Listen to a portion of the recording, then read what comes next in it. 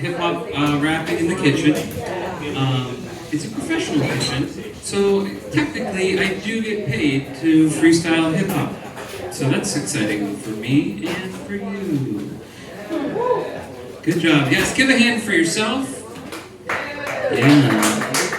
Melissa, hey, that was awesome. I love that. Real good audience. Just reading off the cards here. No, I'm kidding. You are a good audience. This card, this says good jokes, and then it has a question mark, and then I wrote a bunch of question marks around the question mark, and then I realized the question marks kind of look like ears. So I don't know why that is. Next joke. Will you laugh every time I say next joke? I guess you will. All right. A lot of people in the back. Please don't talk for a minute. Thank you. So, you call up these places, these hotlines, and they say we're experiencing higher than normal call volumes, and then I have a lot of questions right off the bat. Well, and that's why I'm calling. But then I get more questions. So I have so many questions, and one of them is how did they know to make that message, right?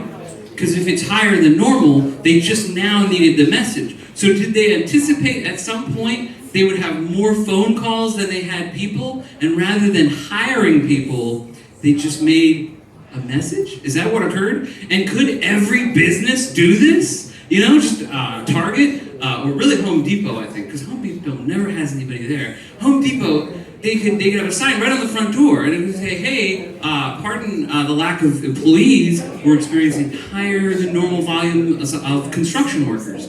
And we have to believe it, it's right on the sign. So these are just ideas, I didn't do that joke justice, and I apologize, I didn't read it all. I think that's the problem. Next card. So it didn't work every time. Okay. Oh, I said it wrong. Thank you so much for correcting me. Let me try it again. Next joke. See, those people are a great audience. And everyone was saying it back there, like, hey, the audience is really great. Don't laugh. So there's like all these hotlines you call. And I was driving, and I can drive, and it's not a big deal. But driving is hard. We'll maybe get to that later. But I gotta tell you, I heard this commercial, and it was for betting. It was a betting commercial. They're like, hey, betting is great. But then after the commercial, because they have to, they said if you have, there's all that talking in the back. If you have trouble with addiction to gambling, you can call a gambling hotline. And then they give you the number, and that's the end of the commercial. But I think this commercial could be way better if at the end of the commercial they go, if you have trouble with gambling, call this number, and you could win! Right? They get so many more, thank you. And I do accept applause,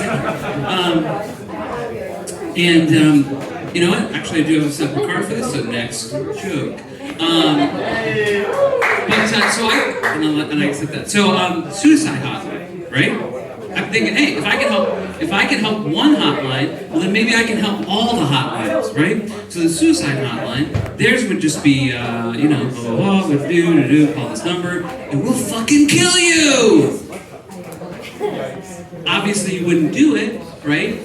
But you gotta find the people who definitely want to so you can talk to them. Because you weed out a lot of the, I don't know what, there you go, fakers. So, hotlines. And then I was like, well, how many more, we could get more hotlines, right? We should have hotlines for everything. Anything like, what about a hotline for kids who leave their Legos out? I don't know, it's dangerous. You know what I mean? These kids gotta be stopped. Have you ever stepped on a Lego? Well, here's the thing. If cats, I have so many thoughts, and I can't share them all at once. It's draining. Really quick, because I gotta get out of here. If cats played with Legos, they could be the most dangerous creatures in the world, because they leave the Legos everywhere, okay? And then they shit and throw up everywhere, okay? And think of the foot infections you could get from this. So I'm just saying, There's a lot of things to be scared of. Bunny rabbits discovering ranch dressing, cats playing with Legos, so much stuff. My name's Mattie Bee. Bunny's going to be at the variety show tomorrow. I should probably tell you more about that in just a second. Goodbye, everybody. Yeah. I will be. I'll be down at the port for Mattie Bee's variety show. Tomorrow.